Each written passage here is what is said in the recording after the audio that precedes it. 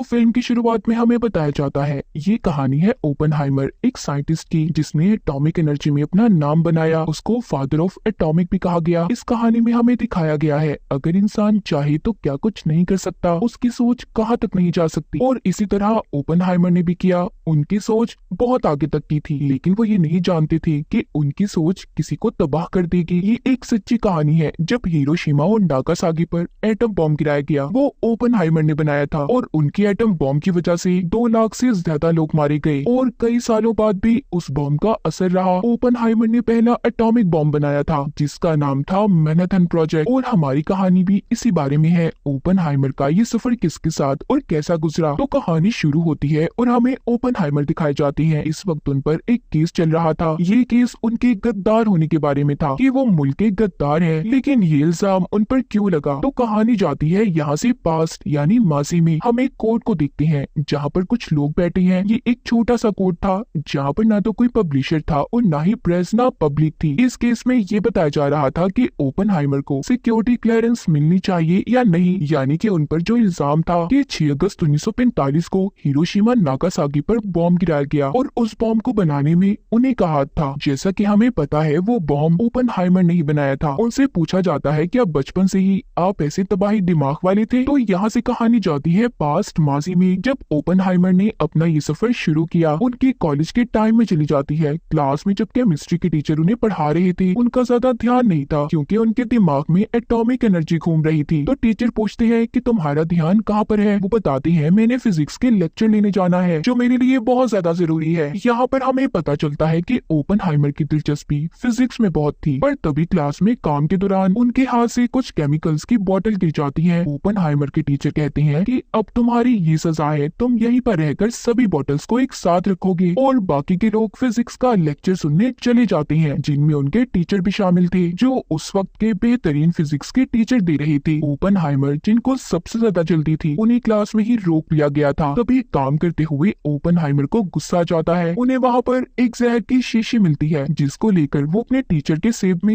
एक इंजेक्शन के जरिए भर देते हैं, क्योंकि उनके टीचर ने इन्हें सजा दी थी और जल्दी से खुद भी बारिश में भीगते हुए लेक्चर लेने पहुंच गए थे। वहाँ पर जब फिजिक्स के टीचर अपना लेक्चर खत्म कर चुके थे तो सबसे पूछते हैं क्या किसी का कोई सवाल है मेरी बातों के मुताबिक एटॉमिक एनर्जी के बारे में। तो ओपनहाइमर उनसे सवाल पूछते हैं। ये अब उनकी किस्मत थी या फिर कुछ और। अगले दिन ओपनहाइमर को अकेले क्लास में बुलाया जाता है जहाँ पर उस फिजिक्स के टीचर के साथ उनके अपने टीचर भी खड़े थे और जिस सेब में उन्होंने जहर मिलाया था वो उस फिजिक्स के टीचर के हाथ में था। वो ओपनहाइमर से कहते हैं देखो तुम्हारा दिमाग मैं जान चुका हूँ बहुत तेज चलता है, फिजिक्स क्वांटम में बहुत आगे हो, मगर हाँ तुम्हारी कुछ थ्योरीज कमजोर है। मैं चाहता हूँ तुम अपनी थ्योरीज को थोड़ा मजबूत अच्छा करो। यहाँ से कहीं दूर जाकर मैं अभी भी तुम में एक काबिल आदमी देख सकता हूँ। मैं तुम्हें एक कॉलेज का नाम बताता हूँ, तुम वहाँ पर जाकर एक टीचर से मिलो, वो तुम्हें बताएंगे कि कैसे थ्योरीज को अच्छा किया जा सकता है और तुम कैसे आगे बढ़ोगे। क्योंकि उस वक्त फिजिक्स के बारे में कोई इतना अच्छा और इतना ज्यादा नहीं जानता था। ये बहुत बड़ी बात थी जो बात सिर्फ ओपनहाइमर के अंदर नजर आती थी। उस वक्त के लोग एनर्जी, एटम बॉम्ब, इन चीजों में भी ज्यादा दिलचस्पी नहीं लिया करते थे। ओपनहाइमर रशियन थे, मगर फिर भी फिजिक्स में दिलचस्पी की वजह से वो अमेरिका शिफ्ट हो गए थे, क्योंकि वो जानते थे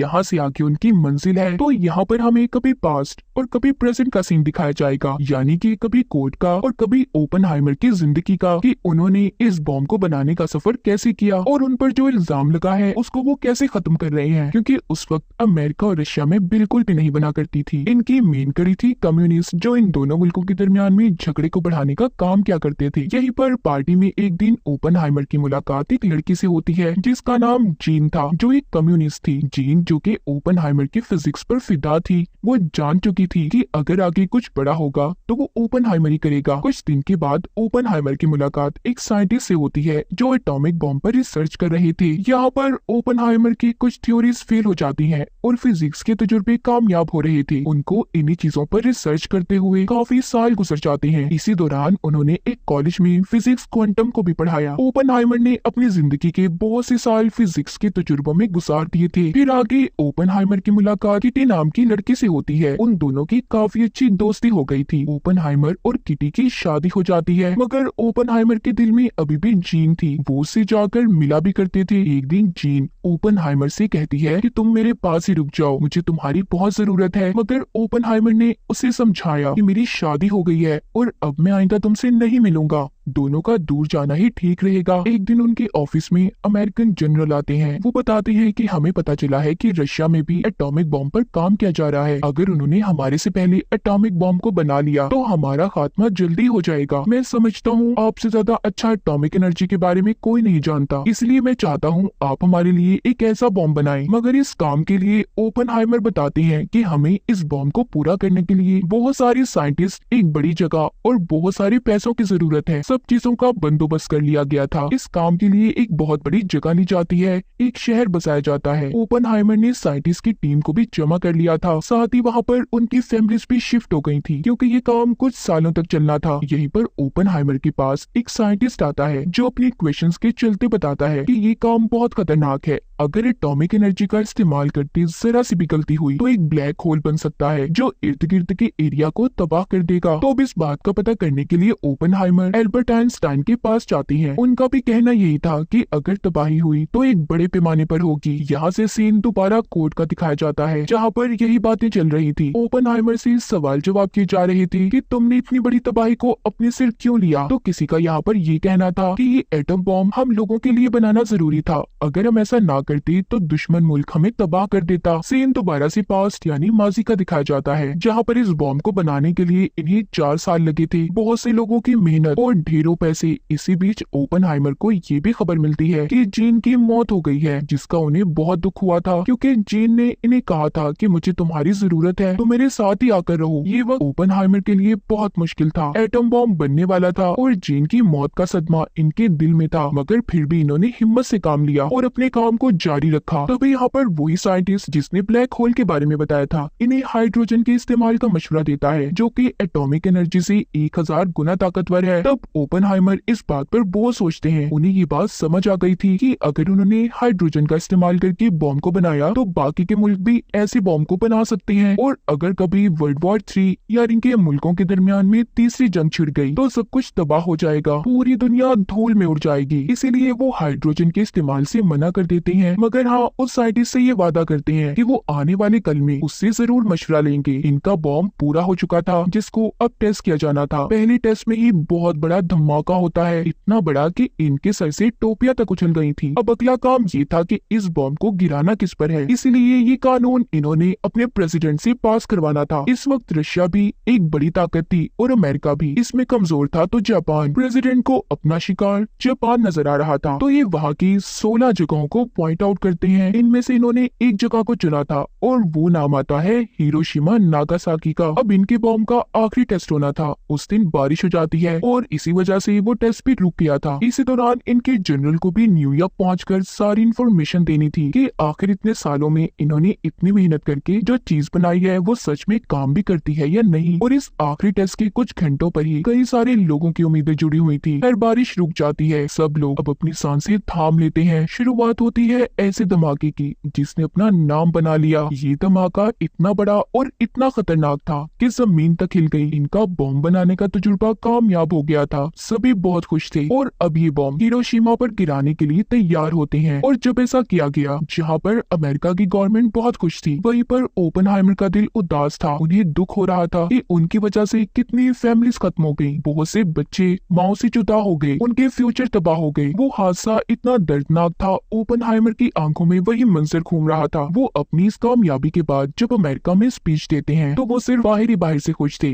मगर अंदर से वो बहुत उदास थे। उन्हें अपनी हर तरफ लाशें नजर आ रही थी। जिसके बाद उनकी मुलाकात अमेरिका के प्रेसिडेंट से होती है। ओपनहाइमर कहते हैं, देखिए हमने इस बॉम्ब की प्रोडक्शन तो कर ली, लेकिन हमें यहीं पर इसको रोक देना चाहिए। अगर हमने इसको यहीं पर ना रोका तो दूसरे मुल्क भी ऐसा ही करेंगे, पूरी दुनिया तबाह हो जाएगी, इसका सारा इल्जाम मुझ पर आएगा। प्रेसिडेंट कहते हैं, देखो ये बॉम्ब तुमने नहीं बल्कि हमने गिराया है। फ्यूचर यानी कि आने वाले कल में भी इस पर काम होता रहेगा। अपनी इन कामयाबियों की वजह से ओपनहाइमर बहुत ज्यादा मशहूर तो हो गए थे, मगर यहीं पर उन्होंने उन्होंने अपने इस काम को रोक दिया। यहाँ से कहानी कोर्ट में जाती है, जहाँ पर पुलिस वाले बहुत से साइंटिस्ट इस बात पर दलीलें दे रहे थे कि आखिर कौन कौन कैसे इस बॉम्ब को बनाने वाले प्रोजेक्ट में जुड़ा हुआ था। और यही वजह थी जब ओपेनहाइमर ने और भी बॉम्ब बनाने से इनकार किया तो उन्हें मुल्क का गद्दार कहकर इन्हें केस में फंसा दिया गया। यहाँ पर सबकी ओपेनहाइमर के बारे में यही सोच थी कि उनका दिमाग इतना तेज कैसे चला कि उन्होंने दुनिया को तबाह करने का बहुत बड़ा हथियार बना लिया। दरअसल यहाँ पर ओपेनहाइमर को फंसाने में एक साइंटिस्ट लेविस की चाल थी, जो शुरू से चाहता था कि ओपेनहाइमर उनके साथ हाइड्रोजन पर मिलकर काम करे, मगर उन्होंने उसके साथ काम करने से इनकार कर दिया क्योंकि वो जानते थे इस काम से बहुत बड़ी तबाही हो सकती है, और उसी ने ओपेनहाइमर को केस में भी फंसाया था। अब यहाँ पर कोर्ट में ओपेनहाइमर की बीवी आती है, जिसके पास उस साइंटिस्ट के खिलाफ सबूत थे, जिसकी बिना पर ओपेनहाइमर को रिहा कर दिया गया। अब उनके बनाए जाने वाले बॉम्ब्स पर और भी काम किया जाने लगा। कहानी के आखिर में हमें ओपेनहाइमर एल्बर्ट आइंस्टाइन के पास दिखाए जाते हैं, जो उनसे बॉम्ब में हाइड्रोजन के इस्तेमाल का पूछते हैं, जिस पर उनका जवाब था जरा देखकर और संभल कर, क्योंकि हाइड्रोजन का बॉम्ब में इस्तेमाल बड़ी तबाही ला सकता है, और इस तबाही का मैंने तुम्हें एटम बॉम्ब बनाने से पहले भी बताया था। तो मूवी तो यहाँ पर खत्म हो गई, पर आगे क्या होने वाला था ये कोई भी नहीं जानता, लेकिन ओपेनहाइमर को पहले ही इन तबाहियों का अंदाजा हो रहा था। वो आसमान की तरफ देखते हैं और इसी के साथ इस फिल्म की कहानी